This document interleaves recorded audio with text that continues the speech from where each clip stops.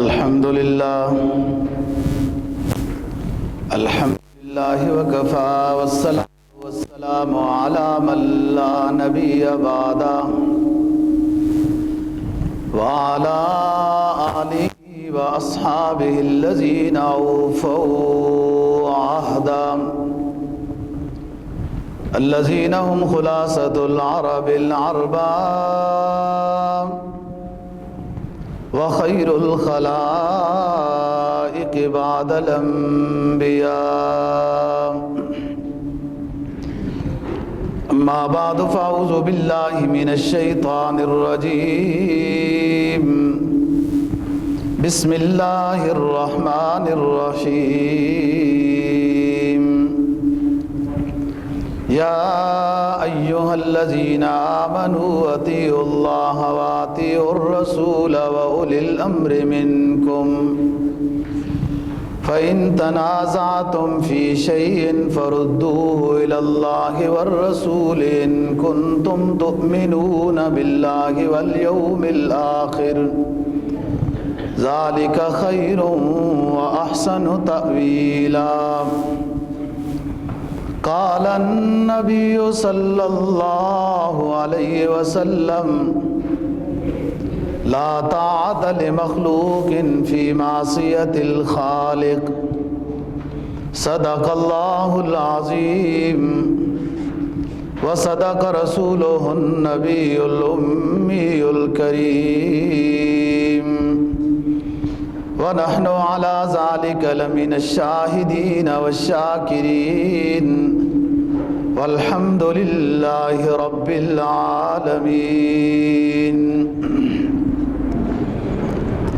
پانچویں پارے کی ایک آیت کریمہ اور جناب نبی پاک صلی اللہ علیہ وسلم کا ایک ارشاد تلاوت کیا ہے، جس کا مفہوم یہ ہے کہ اے ایمان والو، اللہ کی اطاعت کرو اور اللہ کے رسول کی اطاعت کرو اور اولی الامر کی اطاعت کرو. اگر تمہارا کسی معاملے میں آپس میں تنازع ہو جائے تو اس تنازع کو دور کرنے کے لیے اللہ کی کتاب کا سہارا لو، نبی پاک صلی اللہ علیہ وسلم کی احادیث کے سہارے سے اس تنازع کو دور کرو اگر تم اللہ اور آخرت پر ایمان رکھتے ہو. یہ طریقہ تمہارے لیے بہتر ہے اور اس میں اچھائی ہے کہ اپنے تنازع کا حل شریعت سے تلاش کرو. اس میں تنازع بھی دور ہو جائے گا اور آپس میں محبت بھی قائم رہے گی. جناب نبی پاک صلی اللہ علیہ وسلم کا فرمان جو تلاوت کیا اس کا مفہوم یہ ہے کہ اولی الامر کی اطاعت ہے، اپنے سے بڑوں کی اطاعت ہے، لیکن ان امور میں کہ جن امور میں وہ اللہ اور اللہ کے رسول کی مخالفت نہیں کر رہے. اگر اولی الامر شریعت کے خلاف حکم دیتے ہیں تو پھر تو ان کی اطاعت نہیں ہوگی، لیکن اگر وہ مباح چیزوں کا حکم دے رہے ہیں، شریعت کے مطابق ہی حکم دے رہے ہیں تو ان کی اطاعت واجب ہے، اولی الامر کی اطاعت بھی واجب ہے. بات ہو رہی تھی گزشتہ کئی جمعوں سے خطبہ حجۃ الوداع کے متعلق. جناب نبی پاک صلی اللہ علیہ وسلم نے اسی خطبے کے اندر یہ حکم بھی ارشاد فرمایا کہ اے ایمان والو، اللہ کی اطاعت کرو اور اللہ کے رسول کی اطاعت کرو اور اولی الامر کی اطاعت کرو. اولی الامر کی بہت تفسیریں ہیں. بعض حضرات نے اولی الامر سے فقہاء، علماء، محدثین، صحابہ کرام رضی اللہ تعالیٰ عنہم بھی مراد لیے ہیں، اور مفسرین کی ایک جماعت نے اولی الامر سے حکمران بھی مراد لیے ہیں کہ جو تمہارے حکمران ہیں، جو بڑے ہیں، اگر تمہیں وہ کوئی حکم دیں تو اس حکم کی پیروی کرو، لیکن شرط یہ ہے کہ اولی الامر کے حکم اللہ اور اللہ کے رسول کے خلاف نہ ہو، پھر ان کے امر کی اطاعت ہے. اسی خطبے میں آپ نے ارشاد فرمایا اسمعوا واطیعوا وان امر علیکم عبد حبشی مجدع اقام فیکم کتاب اللہ. لوگو اپنے امیر کی بات کو سنو، اطاعت کرو، اگرچہ تمہارا امیر حبشی غلام بنا دیا گیا ہو جو بہت گندا ہو، ظاہری اعتبار سے کالے رنگ والا ہے، موٹے ہونٹوں والا ہے، وہ امیر بنا دیا گیا ہے تمہارا، اس امیر کی بھی اطاعت کرو، اس کی بات کو سنو. کب تک؟ آگے اصول بیان کر دیا اقام فیکم کتاب اللہ. اگر یہ حبشی غلام بھی تمہیں امیر کی صورت میں دے دیا گیا ہے اور حبشی غلام اللہ کی کتاب نافذ کر رہا ہے تمہارے اوپر، نبی پاک صلی اللہ علیہ وسلم کی احادیث کو بیان کرتا ہے، تو آپ نے غلام کو نہیں دیکھنا ہے کہ وہ ہمارا بادشاہ بنا دیا گیا. جو وہ چیز نافذ کر رہا ہے وہ اللہ کی کتاب ہے، نبی پاک صلی اللہ علیہ وسلم کے فرمان ہیں، وہ تمہیں سنا رہا ہے، ان کی ہدایت دے رہا ہے، اس کی اطاعت کرو. لیکن اگر امیر تمہارا بادشاہ، تمہارا افسر، ادارے کا سربراہ تمہیں خلاف شرع حکم دیتا ہے، کہتا ہے نماز نہ پڑھو، روزے نہ رکھو، میرے لیے چوری کر کے لاؤ، شام کو اتنے پیسے جمع کر کے لاؤ، جدھر سے بھی لاؤ، رشوت لو، کسی پر ظلم کرو، یہ خلاف شرع باتیں کہہ رہا ہے امیر، تو لا طاعت لمخلوق فی معصیت الخالق. تو اللہ کی نافرمانی ہوگی اگر امیر کی ان باتوں کو مانا جائے گا، تو لہذا اللہ اور اللہ کے رسول کی نافرمانی کی اجازت نہیں ہے. ان امور میں امیر کی اطاعت واجب ہے جو امور مباح ہیں اور قرآن و حدیث کے مطابق ہیں. تو حبشی غلام بھی تمہارا اگر امیر بنا دیا جائے، بادشاہ بنا دیا جائے، تو اس کی اطاعت کرو جب وہ اللہ کے احکام کو تمہارے درمیان میں نافذ کر رہا ہے. ہم نے تو دیکھنا ہے کہ ہمارے سامنے وہ احکام کون سے لا رہا ہے. آپ دیکھیں اس حکم میں امت کو کتنا بڑا سبق دیا جناب نبی پاک صلی اللہ علیہ وسلم نے، اور ہدایت دی ہے کہ تاکہ بادشاہوں میں اور باشندوں میں لڑائی نہ ہو، کہ لوگ یہ کہنے لگ جائیں کہ ہمارے جماعت کا بادشاہ نہیں بنا، لہذا ہم نے تو اس کی ہر بات ہی نہیں ماننی، ہماری قوم کا یہ بادشاہ نہیں ہے لہذا ہم نے نہیں بات ماننی. ہاں، بادشاہ کو دیکھو کہ اقام فیکم کتاب اللہ، اگر تمہارے اوپر وہ اللہ کی کتاب کو نافذ کر رہا ہے، نبی کے فرمان کو نافذ کر رہا ہے تو اطاعت ہے، اور اگر وہ کسی اور کے اصول ضابطے تمہارے اوپر نافذ کر رہا ہے تو اطاعت نہیں ہے. یہاں اتحاد کا درس ہے تاکہ امت میں وحدت رہے. امیر کوئی بھی ہو، دیکھو اللہ کے اور اللہ کے رسول کے احکام کی تمہارے اوپر حکومت کر رہا ہے تو بس اس کی اطاعت کرو. اور اسی میں فرمایا، جو گزشتہ جمعے پر میں بات کر رہا تھا، رسول پاک صلی اللہ علیہ وسلم نے خطبہ حجۃ الوداع میں کہ ہر نبی اپنے دور میں دجال سے ڈراتا رہا. پہلے بھی جتنے انبیاء علیہ السلام آئے دجال سے ڈراتے رہے. اس کی پناہ تم بھی مانگتے رہو کہ اللہ تعالیٰ ہمیں اپنی حفاظت میں رکھنا اور اس طرح کے فتن اور امتحانوں سے بچا کر رکھنا کہ وہ ایسے ایسے کارنامے دکھائے گا کہ ایک عام ضعیف ایمان والا شخص متاثر ہو جائے گا اور اس کو بڑا سمجھنے لگ جائے گا، حتیٰ کہ اس کو الہ ماننے لگ جائے گا. وہ بڑے بڑے کارنامے کر کے دکھائے گا اور اس کا وہ استدراج اور جادو ہوگا جس کے ذریعے سے وہ نظر بندی کر کے لوگوں کو کئی سارے منظر وہ دکھا لے گا. فرمایا رسول پاک صلی اللہ علیہ وسلم نے کہ اس کی پناہ چاہو، اس کے دور سے حفاظت چاہو کہ یہ ایک امتحان ہے اور انسان کہیں اس میں ناکام نہ ہو جائے. لیکن ایک علامت یاد رکھنا کہ دجال کی دائیں آنکھ نہیں ہوگی، وہ کانا ہوگا.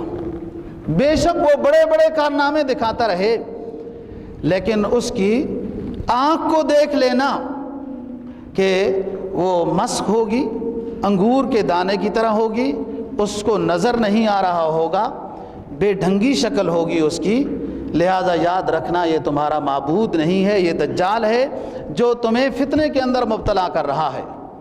اور یہ بہت بڑی علامت ہے کہ جس سے انسان پہچان سکتا ہے۔ اور فرمایا کہ ہمارا رب ربنا رب السماوات والارض، ہمارا رب انسان نہیں ہے جو یوں پھرتا رہے، جس کی یوں آنکھیں ہو، یوں ناک ہو، یوں کان ہو، یوں کھاتا پھرتا ہو، یوں دنیا میں رہتا ہو، ایسا معبود نہیں۔ ہمارا معبود وہ ہے جو عرش کا رب ہے، عرش پر کما ہو شانہ جلوہ افروز ہے، زمین و آسمان کا رب ہے، کہ وہ ہمیشہ سے ہے، ہمیشہ رہے گا۔ اور دجال تو تمہارے سامنے پھر قتل کر دیا جائے گا جب جہاد شروع ہوگا۔ تو یہ علامت بتائی۔ بات یہ ہے ہر نبی نے دجال سے پناہ چاہی اور اس کی شرارتوں سے آگاہ کیا، جناب نبی پاک صلی اللہ علیہ وسلم نے بھی آگاہ کیا۔ بات یہ ہے دوستو، ایک ہمارے سامنے قرآن و حدیث کی ہدایات ہیں جو روشن ہدایات ہیں، ایک ان کے مقابلے میں کچھ اور چیزیں آ رہی ہیں جو متاثر کر رہی ہیں۔ اور میں نے بتایا گزشتہ جمعے پر کہ اس حد تک پروپگنڈے ہو چکے ہیں کہ یہ مسلمان کیا کہتے ہیں مرنے کے بعد حساب و کتاب ہوگا، میزان قائم ہوگا، پھر نیکوں کو جنت ملے گی، یوں حوریں ملیں گی، یوں باغات ہوں گے، یوں نہریں ہوں گی، یوں محلات ہوں گے۔ یہ سب ایسی فضول کہانی ہے۔ دیکھو دنیا میں اس طرح ہمارے پاس آ جاؤ، یوں باغات بھی ملتے ہیں، یوں نہریں بھی ملتی ہیں، یوں حوریں بھی ملتی ہیں، جنت اسی کو بنا لو، یہی جنت ہے۔ اور جو کمزور ایمان ہے، جس نے اپنا ایمان نہیں بنایا، انہوں نے دین کب سیکھا؟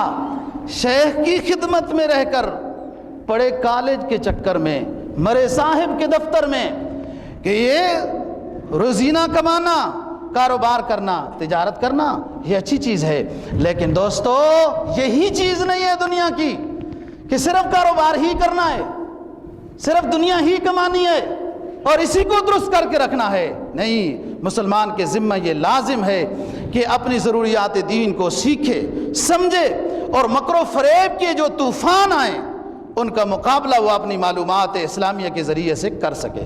اور اگر ویسے ہی وَمَنْ كَانَ فِي هَٰذِهِ أَعْمَىٰ وَهُوَ فِي الْآخِرَةِ أَعْمَىٰ وَأَضَلُّ سَبِيلًا، جو شخص یہاں نابینا بن کر رہا، آخرت میں بھی نابینا اٹھایا جائے گا اور گمراہ ہوگا۔ کہ تمہیں ہم نے دنیا میں حواس خمسہ دیے تھے، اعضائے رئیسہ دیے تھے، حواس خمسہ دیے تھے، دل و دماغ نگاہ دیے تھے، اس سے کیا سمجھے ہو؟ ہمارے پیغمبروں کی تعلیمات کو نہیں سیکھا، قرآن و حدیث کو نہیں سمجھا، ان کے مطابق اپنے عقائد کو بھی بنانا ہے، اعمال کو بھی بنانا ہے، اور آخرت کا اوپر بھی یقین رکھنا ہے، اور حساب و کتاب ہوگا۔ تو یہ سارا دجالی یہ فریب کاریاں ہیں جو اسلام سے دور کرنے والے جتنے پروگرام بھلے میڈیا کے ذریعے سے یا کسی اور ذریعے سے سامنے لائے جا رہے ہیں، یہ سب دجالی کرتب ہیں، اور کمزور ایمان والے شخص ان سے متاثر ہو جاتے ہیں اور پھر سب سے بڑے ورکر ان کے بن جاتے ہیں، مسلمانوں کے خلاف باتیں کرنے لگ جاتے ہیں، مسلمان خود ان کی باتوں کو سن کر۔ دیکھو نبی پاک صلی اللہ علیہ وسلم نے خطبہ حجۃ الوداع میں فرمایا، میں تمہارے سامنے تمہارے پاس دو روشن دلیلیں چھوڑ کر جا رہا ہوں، اگر تم ان کو مضبوطی کے ساتھ تھامے رکھو گے، پکڑے رکھو گے، ان کے ساتھ رشتہ رسمی نہیں حقیقی رشتہ ہے، ان دو روشن دلیلوں کے ساتھ قائم رکھو گے، کبھی بھی گمراہ نہیں ہو سکو گے۔ اور وہ ہے ایک کتاب اللہ اور دوسری ہے حدیث رسول صلی اللہ علیہ وسلم۔ قرآن و حدیث میں جو بات ہے اس کے اوپر آمنا وسلمنا اور اس کے مطابق زندگی گزارنی ہے۔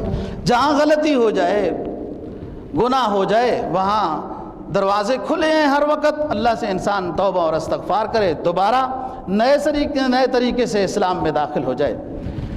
تو بات یہ ہے دوستو، ہمیشہ وہ شخص گمراہ ہوتا ہے جو جاہل ہوتا ہے۔ قرآن مجید نے اہدنا الصراط المستقیم سورہ فاتحہ میں بیان کیا، پہلی سورت، صراط الذین انعمت علیہم، اے اللہ ان لوگوں کا راستہ دکھا جو تیرے انعام یافتہ ہیں۔ وہ کون لوگ ہیں؟ آپ تفسیر پڑھیں، یہ انبیاء ہیں، صلحاء ہیں، شہداء ہیں، اولیاء ہیں، علماء ہیں، محدثین ہیں، غوث ہیں، کتب ہیں، ابدال ہیں، ان کے راستہ جو انعام یافتہ لوگ ہیں میرے رب ان کے راستے پہ چلا۔ غیر المغضوب علیہم ولا الضالین، ان لوگوں کے راستے پہ نہ چلا جن پر تیرا غضب ہے۔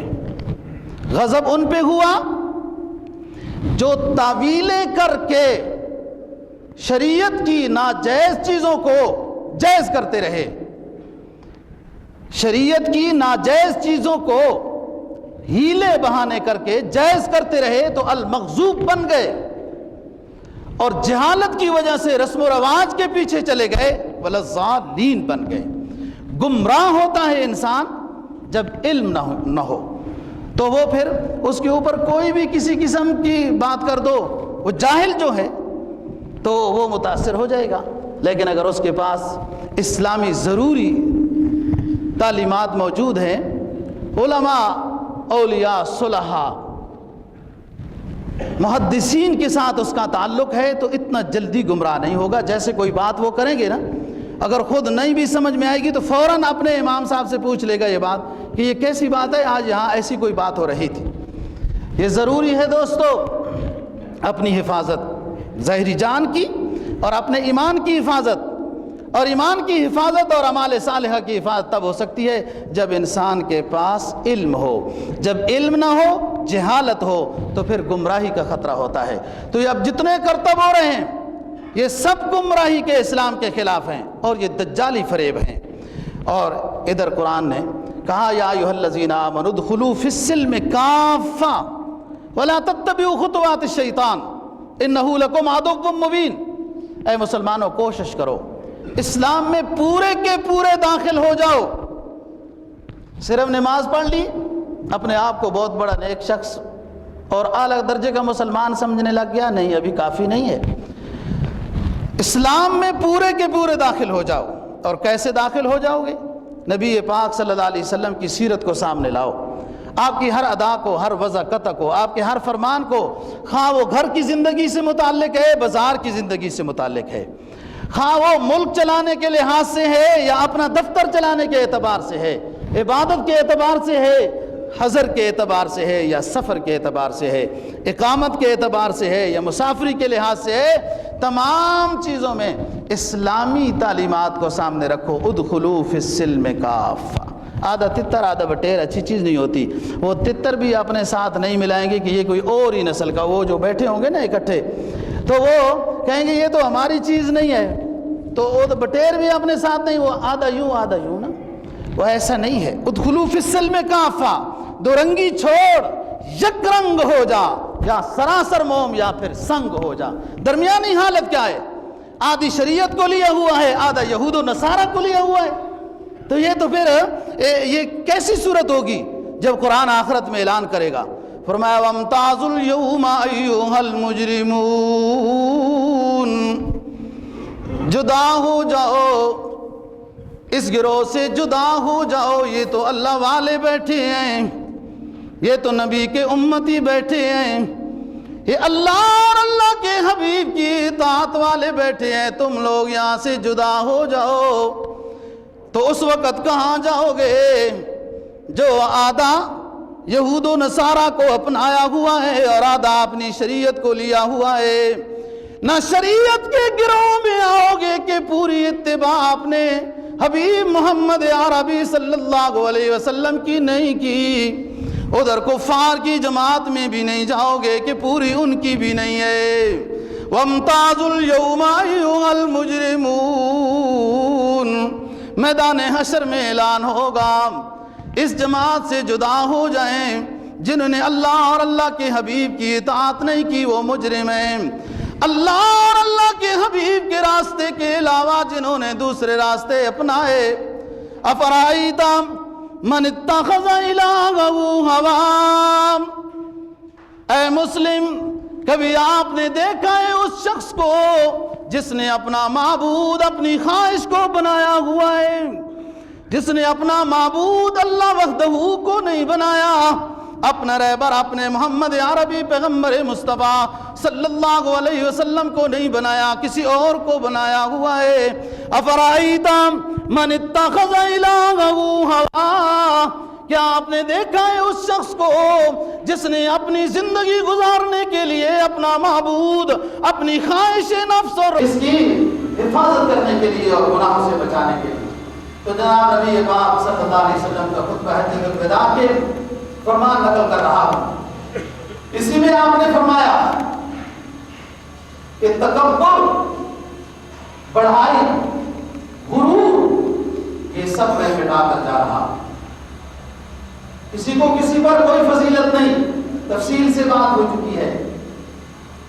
بڑھائی صرف زیبا ہے اللہ رب العزت، اللہ کی مخلوق کے لیے زیبا ہے عاجزی۔ دیکھو نا، نماز میں رکوع اور سجود فرض کیا، اور حدیث میں آتا ہے، جناب نبی پاک صلی اللہ علیہ وسلم کا فرمان ہے کہ انسان اللہ کے سب سے زیادہ قریب سجدے کی حالت میں ہوتا ہے، اور سجدہ سب سے زیادہ عاجزی کے اوپر دلالت کر رہا ہے۔ دیکھو نا، جھکنا ہے، اور کیسے جھکتے پھر عبادت ہی شروع ہو جائے گی۔ اللہ نے نبی پاک صلی اللہ علیہ وسلم کو دنیا میں بھیجا اسوہ حسنہ دے کر کہ آپ کے اسوہ حسنہ کی اطاعت کرو، اس کے مطابق اپنے اعمال عقائد بناؤ، لیکن جب جھکنے کا ٹائم آئے گا تو اللہ وحدہ لا شریک ذات کے سامنے ہی جھکنا ہے، اللہ کے علاوہ کسی کے سامنے جھکنا اور سجدے کی اجازت نہیں۔ تو عاجزی یہ انسان کے ساتھ اچھی لگتی ہے، اور اللہ کو پسند ہے عاجز۔ اور عاجز کون ہوتا ہے؟ جو اللہ اور اللہ کے رسول کی بات کو مان کر چل رہا ہو، یہ عاجز ہے۔ اور جو انکار کر رہا ہے وہ تکبر کر رہا ہے۔ حضرت آدم علیہ السلام کے احترام کی خاطر، ان کی عظمت کی خاطر مسجود ملائکہ بنایا جب، تو حکم دیا اللہ تعالیٰ نے کہ سجدہ کرو۔ فرشتوں نے سجدہ کیا اور شیطان نے انکار کیا۔ قرآن کہتا ہے اس نے انکار کیا، اللہ کی بات کو نہیں مانا، تکبر کیا۔ شیخ سعدی کہتے ہیں نا، تکبر عزازیل راخار کرد، بزندان لعنت گرفتار کرد۔ شیطان نے تکبر کیا، مردود ہوا، اور رہتی دنیا تک اس کے اوپر لعنت ہوتی رہے گی۔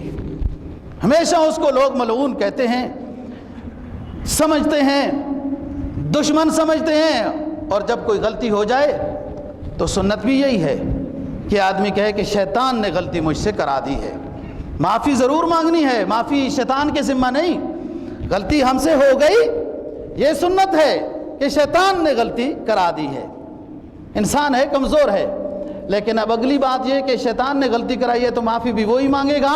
نہیں، معافی ہم نے مانگنی ہے، جس نے غلطی کی ہے اس نے معافی مانگنی ہے۔ کیوں اس کی بات مانی ہے؟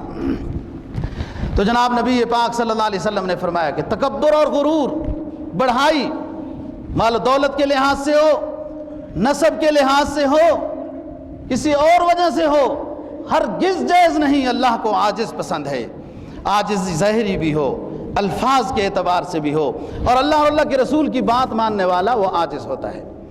15ویں پارے میں قرآن مجید نے فرمایا وَلَا تَمْشِ فِي الْأَرْضِ مَرَحًا وَلَا تَمْشِ فِي الْأَرْضِ مَرَحًا إِنَّكَ لَن تَخْرِقَ الْأَرْضَ وَلَن تَبْلُغَ الْجِبَالَ طُولًا۔ زمین میں اکڑ اکڑ کر نہ چل، لا تمشی فی الارض مراحا، زمین میں متکبرانہ انداز میں اکڑ اکڑ کر نہ چل، اس لیے کہ متکبرانہ انداز سے نہ تو زمین کو چیر سکتا ہے، نہ پہاڑوں کی بلندیوں کو پہنچ سکتا ہے۔ عاجز بن، تیرے داتا کو عاجزی پسند ہے، وہ عاجز بندوں سے خوش ہوتا ہے اور تکبر کرنے والوں کو وہ ناپسند کرتا ہے۔ تو فرمایا کہ میں متکبرین کو یہ سمجھا رہا ہوں کہ تکبر کی اجازت نہیں۔ اور دوستو، علماء تصوف نچوڑ لکھتے ہیں، اس کا نتیجہ لکھتے ہیں، صوفیاء، اولیاء، کہ جو شخص عاجز ہے وہ بات ماننے میں کبھی ہیلا نہیں کرے گا، یہ اس کے عاجزی کی علامت ہے۔ اور جو متکبر ہے وہ شریعت کی بات ماننے میں وہ ہیلے بہانے کرے گا، وہ کچھ تعویل بھی درمیان میں لائے گا۔ یہ پرانے زمانے کی بات ہے، اب نیا دور آیا ہے، یہ اسلام بھی اپنے پاس سے نیا لانے کی کوشش کرتے ہیں۔ روشن خیال اسلام لانے والے خود تاریکیوں میں ڈوب گئے۔ ادھر ہمیں روشن خیال دیتے تھے، روشن خیال تو چلے کیوں گئے ہیں؟ ادھر رہیں نا روشن خیال، پھر خود بھی ساتھ مل جل کر رہے ہیں۔ ذرا سا لوگوں نے کہا کہ ہم جیل میں ڈال دیں گے، تو پھر ہم نے بھی کہا ہم نہیں آتے ہیں، اتنے بڑے بہادر ہیں، روشن خیالی ہمیں دیتے رہے۔ جناب نبی پاک صلی اللہ علیہ وسلم کے خطبہ حجۃ الوداع نقل کر رہا ہوں۔ آپ نے فرمایا کوئی شخص اپنے والدین کی نسبت کو تبدیل نہ کرے، کوئی غلام اپنے آقا کا نام ہٹا کر کسی اور مشہور آقا کی طرف عزت بنانے کی خاطر کہ وہ میرا مولا ہے، موالی ہے، کوئی غلام بھی ایسا نہ کرے۔ بس جس غلام کو جس آقا نے آزاد کیا ہے اسی کی نسبت بیان کرے، خواہ وہ خاندان کے اعتبار سے کمزور ہے یا اونچا ہے۔ اور کوئی شخص اپنا نسب نامہ تبدیل کرنے کے لحاظ سے، تو جب گاؤں میں تھا کوئی اور قوم تھی، اور جب شہر میں آ گیا تو ملک صاحب ہو گیا۔ افغانستان سے پرانے زمانے کی تاریخ ہے، کچھ لوگ ہجرت کر کے کوئی عام پیشہ کرتے تھے، دہلی پہنچے تو جب دیکھا کہ دہلی میں تو اکثر سید ہیں، تو انہوں نے بھی اپنے ساتھ شاہ صاحب لگا دیا، سید شاہ صاحب۔ بہرحال پیچھے سے گئے، گزرے دور میں کوئی ملنے کے لیے گئے تو ان کا نام پوچھتے رہے، وہ ملتے ہی نہیں ہیں۔ ظاہر ہے نام بدل گیا، قوم بدل گئی، سید بن گئے۔ تو بڑی دیر کے بعد، کچھ دنوں کے بعد وہ لوگوں کو سمجھ آیا کہ ہاں جو افغانستان سے لوگ آئے ہوں گے وہی۔ تو فرمایا کہ کوئی اپنے خاندان کو تبدیل نہ کرے، والد کی نسبت کو تبدیل نہ کرے، اپنے آقا کی نسبت کو تبدیل نہ کرے، اور اگر کوئی ایسا کرے گا تو اس پر لوگوں کی، ملائکہ کی لعنت ہمیشہ ہوتی رہے گی، اور اس کی کوئی نیکی قبول نہیں ہوگی جس نے اپنی نسبت کو تبدیل کیا۔ اور یہی وعید ہے اس شخص کے بارے میں بھی کہ جس نے خواب کوئی نہیں دیکھی لیکن لوگوں کے سامنے خوابیں بیان کرتا ہے، فلاں بزرگ خواب میں آئے، فلاں پیغمبر خواب میں آئے، فلاں ہدایت و دی، تاکہ لوگ ذرا پیر صاحب کی عزت صحیح کریں۔ خوابوں میں بزرگی بتا رہا ہے، خواب آئی اچھی بات ہے، اگر کوئی اچھی خواب آئی ہے تو سعادت کی بات ہے، ایک اچھی گویا کہ علامت ہے، لیکن خواب نہیں آئی کوئی اچھی، خوابیں گھڑ گھڑ کر بیان کرتا رہتا ہے لوگوں کے سامنے عزت بنانے کے لیے۔ فرمایا اس شخص کے اوپر لعنت تمام لوگوں کی، تمام ملائکہ کی ہوتی رہے گی، اور کوئی عبادت بھی قبول نہیں ہوگی جو جھوٹی خوابیں عزت بنانے کے لیے لوگوں کے سامنے بیان کرتا رہا۔ اور حدیث میں جناب نبی پاک صلی اللہ علیہ وسلم خطبہ حجۃ الوداع میں فرمایا کہ اے لوگو، آپس میں اتفاق سے رہو، اتحاد سے رہو، مسلمان آپس میں بھائی بھائی ہیں، اور اگر آپس میں لڑنے لگ جاؤ گے تو پھر دشمن تمہارے اوپر حملہ آور ہو جائے گا، اور پھر وہ قابض ہو جائے گا، وہ غالب ہو جائے گا۔ اسی میں وہ طویل حدیث ہے کہ ایک دور آئے گا تمہارے اوپر دشمن غالب آ جائے گا۔ صحابہ نے عرض کیا تھا ہم تھوڑے ہوں گے یا اسلحہ نہیں ہوگا؟ فرمایا سب کچھ ہوگا، جو کام کی چیز ہے وہ نہیں ہوگی۔ حب الدنیا، دنیا کی محبت آ جائے گی، مال و دولت کی محبت آ جائے گی، حب جاہ آ جائے گی، اور بس ہیلے بہانے کرتے رہو گے کہ افغانستان کو ہی مار رہے ہیں نا، ہمیں تو نہیں مار رہے، ہمارا تو بچا ہوا ہے، سرحد پر ڈرون حملے ہو رہے ہیں نا، اسلام آباد میں تو نہیں ہو رہے۔ یہ کیوں کہ دنیا کے ساتھ محبت ہو گئی، اپنے جاں اور عہدے کے ساتھ محبت ہو گئی، جبکہ مسلمان تو ایک ایک تھے، آپس میں لڑایا جا رہا ہے۔ دشمنان اسلام کے دوستوں ہم مالے کار بنے ہوئے ہیں، اور آپس میں جب لڑو گے تو پھر تمہارا روب ختم ہو جائے گا اور دشمن تمہارے اوپر غالب آ جائے گا۔ فرمایا اطیعوا اللہ و اطیعوا الرسول، اطیعوا اللہ ورسولہ ولا تنازعوا فتفشلوا وتذهب ريحكم واصبروا ان اللہ مع الصابرین۔ اے ایمان والو اللہ اور اللہ کے رسول کی اطاعت میں رہو، اگر کبھی آپس میں باہم تنازع ہو جائے تو صبر کرو، جھگڑا نہ کرو، ولا تنازعوا، جھگڑا نہ کرو، فتفشلوا وتذهب ريحكم، اگر آپس میں لڑنے لگ جاؤ گے طاقت تمہاری ختم ہو جائے گی، تمہارا رعب، تمہاری طاقت اڑ جائے گی، بس آپس میں تنازع نہ کرو، اگر کوئی کرے تو صبر کرو، ان اللہ مع الصابرین، اللہ صبر کرنے والوں کے ساتھ ہے۔ اور یہی گر ہے کہ مسلمان آپس میں طاقت میں جب رہے گا، جب آپس میں اتفاق و اتحاد ہوگا۔ دوستو، خلافت عثمانیہ کا ٹوٹنا اور بعد میں چھوٹے چھوٹے ملکوں کا بننا، یہ بھی ہماری طاقت کو کمزور کرنے کے لیے پروگرام کیا گیا تھا، اور اب بھی جو ایک ایک ملک کے اوپر حملہ ہوتا ہے وہ ہمارے مامے لگتے ہیں۔ اگر کوئی مسلمان ملکوں کا بادشاہ ظالم ہے یا جو کچھ بھی ہے تو وہ اپنے عوام کریں گے نا، وہ ہمارے کیا لگتے ہیں کہ ہمارے ملک میں آ کر حملہ آور ہوں، اس لیے انہیں پتہ ہے کہ دوسرے ملک والے مسلمان سوئے رہیں گے، یہ کچھ بھی نہیں کریں گے، یہ اٹھے نہیں گے، یہ نہیں اٹھیں گے، یہ اطاعت ہے، اللہ اور اللہ کے رسول کی اطاعت سے دور ہیں، انہیں غیرت ایمانی نہیں جھنجھوڑے گی، یہ نہیں جاگیں گے۔ قرآن نے کہا کہ جو تمہیں زیر کرنے کی کوشش کرتا ہے، تمہیں دبانے کی کوشش کرتا ہے، وہ کافر تمہاری سرحدوں پر حملہ آور ہوتا ہے اور تمہیں اپنی جگہوں میں صحیح طریقے سے اطمینان کے ساتھ نہیں رہنے دیتا، تو ان کے ساتھ جہاد کرنے کا حکم دیا ہے قرآن نے، تاکہ ان کو وہیں روکو، ان دشمنان اسلام کو اپنے ملک میں مت داخل ہونے دو۔ قرآن کہتا ہے ان شر الدواب عند اللہ الذین لا یعقلون، ان شر الدواب عند اللہ الصم البکم الذین لا یعقلون۔ ایک جگہ میں فرمایا ان شر الدواب عند اللہ الذین لا یؤمنون، یہ بدترین جانور ہیں جنہوں نے اللہ اور اللہ کے رسول کو نہیں سمجھا۔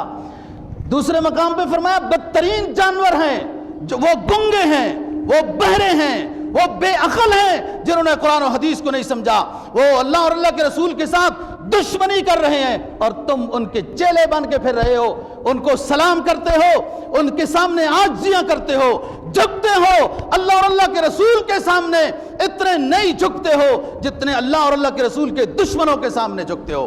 قرآن نے ان کو بدترین جانور کہا ہے کہ جو اللہ اور اللہ کے رسول کو، دیکھو وہ تو سننے والے تھے، مشرکین مکہ دیکھنے والے تھے، ان کے پاس عقل بھی تھی، قوتیں بھی تھی، طاقت بھی تھی، حسن بھی تھا، سب کچھ تھا۔ قرآن کہتا ہے گنگے تھے، بہرے تھے، بے عقل تھے، نابینے تھے۔ کیوں؟ اس لیے کہ ان نگاہوں سے جن کو دیکھنا تھا عقیدت کی نظر میں، ان کو تو نہیں دیکھا نا، ان کانوں سے جو حق سننا تھا وہ نہیں سنا، کچھ اور سنتے رہے، اس زبان سے جو حق بولنا تھا وہ حق نہیں بولا، کچھ اور بولتے رہے، ان اعضاء سے جن کی تائید کرنی تھی ان کی تائید نہیں کی، کسی اور کی شیطان کی تائید کرتے رہے۔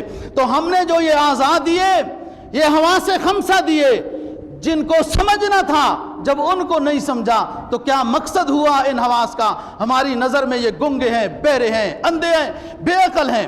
مسلمانوں، اپنے اسلام کے اوپر اللہ کا شکر ادا کرو، نبی پاک صلی اللہ علیہ وسلم کے امتی ہونے کا شکر ادا کرو کہ اللہ نے کم از کم کسی حد تک تو ہمیں اپنے دین کے ساتھ، اپنے حبیب کے ساتھ جوڑ کر رکھا ہے۔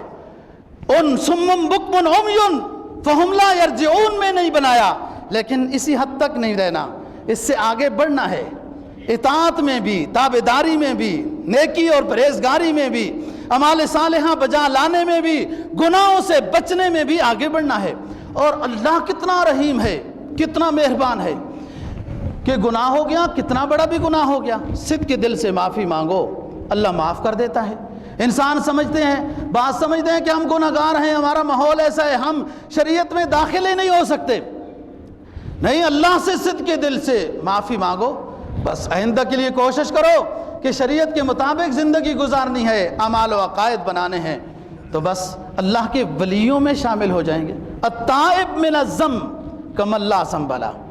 اور یہ جو ہیلے بہانے ہیں، یہ جو سستی ہے، بعض لوگ باتیں سنتے ہیں نا دین کی، دل بنتا ہے، دماغ بنتا ہے، لیکن عمل میں نہیں آ سکتے، کچھ رکاوٹیں بن جاتی ہیں، کچھ سامنے کچھ مسائل نا، یہ رکاوٹوں کو تو ہی ختم کرنا ہے، تبھی تو مقام ملتا ہے۔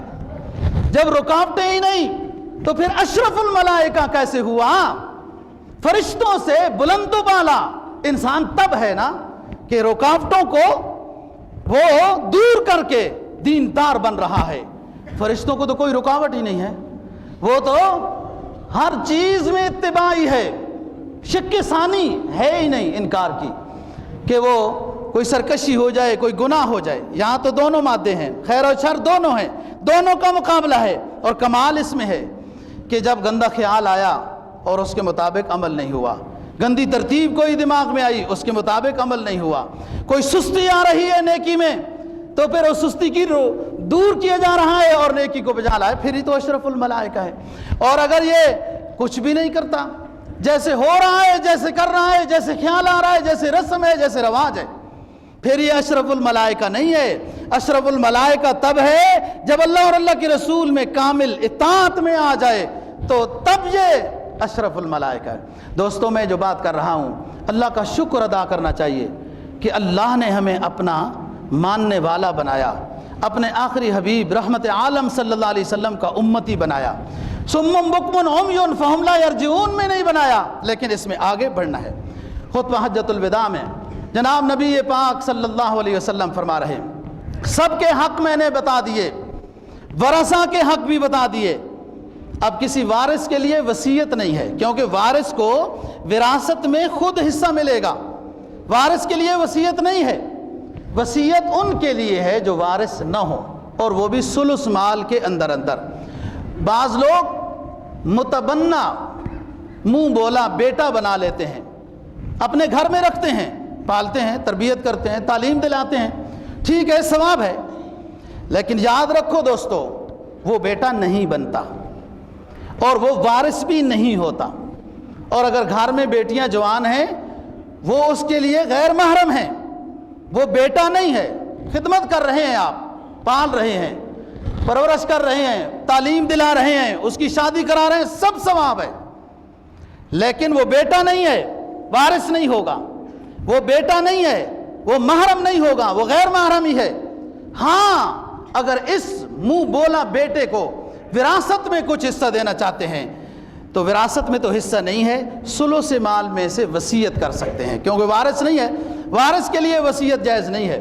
اور جناب نبی پاک صلی اللہ علیہ وسلم نے فرمایا کہ دیکھو، میں اب جا رہا ہوں، تمہاری کامیابی یہ ہے کہ میری جو باتیں سن رہے ہو، ان باتوں کو سیکھو، سمجھو، کسی پر ظلم نہیں، کسی کی عاریت چیز لی واپس کرو۔ اس زمانے میں لوگ اونٹنیاں یا گائے یا بکریاں دودھ کے لیے لیتے تھے، کہ ابھی بھی گاؤں دیہاتوں میں لوگ، کسی کی گائے 2-3 ہیں دودھ دینے والی، تو ایک کسی اور عزیز کو دے دیتے ہیں دودھ کے لیے۔ یوں گائے لینا کوئی ناجائز نہیں، ٹھیک ہے، ہمدردی ہے، ثواب ہے، لیکن زمانہ جاہلیت میں ظاہر ہے کہ وہ 5-6 مہینے سال جب دودھ دے گی تو پھر اس کے بعد وہ اونٹنی واپس ہی نہیں کرتے تھے۔ یہ تو ہماری ہی ہے۔ اب اس زمانے میں اب بھی عدالت میں سچ ثابت کرنا بہت مشکل ہو جاتا ہے، تو اس زمانے میں تو کوئی عدالت نہیں، عدالت ہی ان وڈیروں کی ہے۔ تو فرمایا سرکار دو جہاں صلی اللہ علیہ وسلم نے کہ اونٹنی کو واپس کرنا ہے، دودھ جب ختم ہو جائے اس کی وہ امانت ہے، جس کی امانت ہے اس کو واپس کرو۔ اور فرمایا کہ سب کا حق بیان کر کے جا رہا ہوں، اور سمجھو اس کو، سیکھو اس کو، لوگوں کو بتاؤ، سب کا حق بیان کر بتا کے جا رہا ہوں۔ تم آپس میں ہو بھائی بھائی، لیکن ایک دوسرے کی چیز بغیر اجازت کے نہیں اٹھا سکتے ہو، اجازت کے ساتھ ایک دوسرے کی چیز لے سکتے ہو۔ اور کوئی بیوی اپنے شوہر کا مال اس کی اجازت کے بغیر استعمال نہیں کر سکتی، حتیٰ کہ اللہ کے راستے میں بھی نہیں دے سکتی۔ حضرات نے اس حد تک لکھا ہے کہ کوئی بیوی اپنا مال بھی وہ خرچ کرنا چاہتی ہے کہیں تو شوہر سے مشورہ کر لے، یہ مستحب ہے، وہ منع نہیں کرے گا، خوش ہوگا۔ لیکن الرجال قوامون علی النساء، تو بات یہ کر رہا ہوں دوستو، رسول پاک صلی اللہ علیہ وسلم کے خطبہ حجۃ الوداع، اس میں معاشرتی مسائل بہت ہیں، حقوق بہت ہیں، حقوق العباد، کہ ایک دوسرے کا خیال کرو۔ فرمایا یا ایھا الذین آمنوا اطیعوا اللہ ورسولہ ولا تولوا وانتم تسمعون، اے ایمان والو اللہ اور اللہ کے رسول کی اطاعت کرو۔ فرمایا یا ایھا الذین آمنوا اطیعوا اللہ ورسولہ ولا تولوا وانتم تسمعون، اے ایمان والو اللہ اور اللہ کے حبیب کی اطاعت کرو، سن بھی رہے ہو پھر بھی منہ موڑ رہے ہو، سن بھی رہے ہو پھر بھی عمل نہیں کرتے ہو، سن بھی رہے ہو پھر بھی منہ موڑ رہے ہو۔ اللہ اور اللہ کے رسول کی اطاعت کرو، اس میں ہی کامیابی ہے تمہاری اے مسلمانوں۔ وَلَا تَكُونُوا كَالَّذِينَ قَالُوا سَمِعْنَا وَلَا تَسْمَعُوا وَلَا يَسْمَعُونَ، ان لوگوں کی طرح نہ بن جاؤ جنہوں نے باتیں سنی بھی نہ سنی کی طرح۔ جب باتیں سنی جائیں دوستو ان باتوں کو دل میں جگہ دینی چاہیے، دل میں اللہ اور اللہ کے حبیب کے علاوہ ہو مسلمانوں کس کو جگہ دے کے بیٹھے ہو؟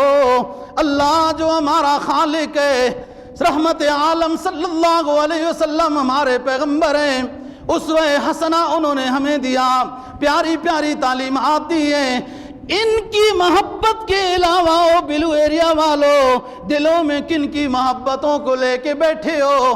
اغیار کی محبت سے دل ویران بنیں گے، بستیاں ویران ہوں گی، گھر برباد ہوں گے۔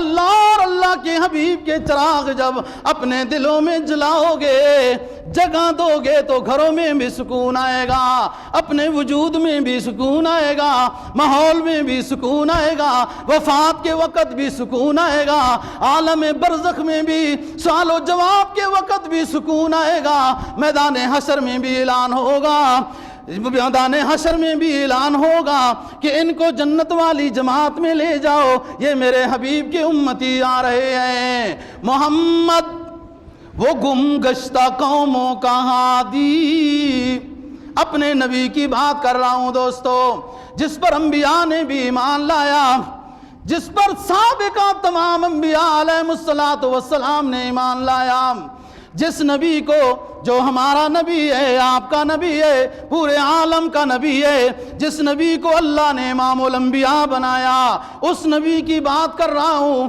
جس نبی کو اللہ نے آخری شریعت دی ہے، آخری امت دی ہے، آخری کتاب دی ہے، اپنا معراج کرا کے، اپنا دیدار کرا کے، اپنا گواہ بنا دیا دنیا والوں کے لیے۔ محمد صلی اللہ علیہ وسلم وہ گم گشتہ قوموں کا ہادی۔ کیسی تھی دنیا زمانہ جاہلیت کی مکی دنیا کو پڑھو نا دوستو، یہ کیسی تھی دنیا، درندے بھی اتنے ظالم نہیں ہوتے۔ جب اس نورانی ہستی کی نورانی تعلیمات کی چمک پڑی مکہ کے جاہلوں پر تو وہ سارے آہستہ آہستہ نبی کے پروانے بن گئے۔ محمد وہ گم گشتہ قوموں کا ہادی، وہ عالم میں علم و عمل کا منادی۔ محمد وہ گم گشتہ قوموں کا ہادی، وہ عالم میں علم و عمل کا منادی۔ وہ پیغمبر پرعزم خود اعتمادی، شریعت ہے جس کی بہت سیدھی سادی، نہ دنیا پرستی آپ کی شریعت میں، نہ دنیا پرستی نہ رہبانیت ہے، شریعت بدامہ کہ روحانیت ہے، نہ دنیا پرستی ہے۔ ایک صحابی رحمت عالم صلی اللہ علیہ وسلم کی خدمت میں مدینہ طیبہ میں حاضر ہوا، جہاد کی تیاری ہو رہی ہے، نام لکھے جا رہے ہیں، وفد تشکیل دیے جا رہے ہیں، اس صحابی نے بھی اپنا نام لکھوا دیا۔ رحمت عالم صلی اللہ علیہ وسلم نے اس مجاہد کا نام بھی لکھ دیا، اور ساتھ وہ مجاہد یہ کہنے لگا، اللہ کے حبیب میرے والدین نے مجھے اجازت نہیں دی ہے، اس کے باوجود میں جہاد کے لیے حاضر ہو گیا ہوں۔ اس نے سمجھا یہاں پہ تو اور شاباش ملے گی، بڑے اونچی قسم کی دعائیں ملیں گی، اس لیے کہ والدین کی اجازت کے بغیر آیا ہوں۔ رحمت عالم صلی اللہ علیہ وسلم نے فرمایا ارجع فاذهب جاہد فیہما، جاؤ واپس چلے جاؤ، یہاں سے جہاد میں نہ جاؤ، اپنے والدین کی خدمت کرو، تمہیں جہاد کا ثواب ملتا رہے گا۔